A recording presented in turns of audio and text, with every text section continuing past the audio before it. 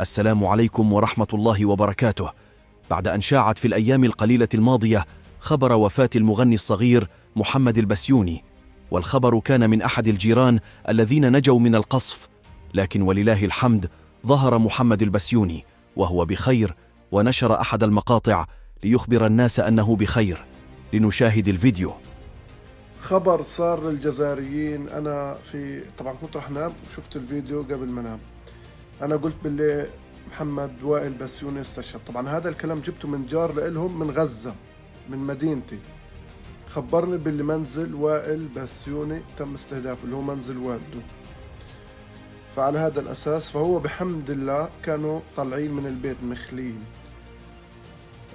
نزل فيديو راح فرجيكم اياه باللي هو عايش الحمد لله. يعني راح خسارة للجزائر، طبعا ما في شيء خسارة لربنا، شهيد يعني كل حد بيموت شهيد في غزة. فراح فرجيك الفيديو تبعه اللي نزله على قناته.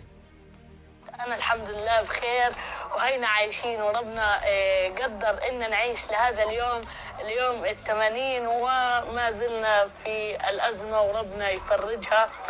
وأنا الحمد لله بخير هيني قدامكم. وطبعا زي ما انتم عارفين احنا أخلينا أكثر من 7 مرات.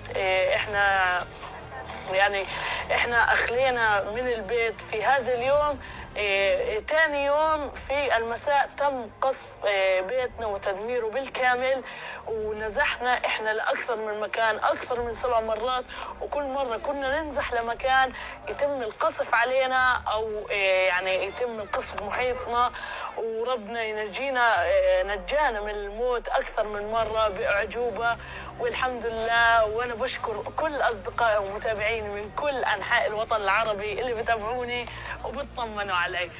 الحمد لله يا رب اللي طلع عايش. يعني خبر والله فرحنا بزاف، فرح اكيد راح يفرح كتير جزائريين من اللي بيشوفوا الفيديو. وانا نزلت فيديو عندي تقريبا وصل 500,000. انا بتعرفوا خاطيني الشهرة وخاطيني انه طلع فيديو باللايكات والاخبار الكاذبة. نو هذا مش صفاتي. فمبسوط انه الخبر طلع كذب. اللي ترحموا عليك يا محمد في الفيديو كتار. فالرحمة بتجوز على الحي والميت. وادعوا لأهل غزة، طبعا حاله كحال كتير أطفال من غزة وأبناء غزة، ادعوا لهم.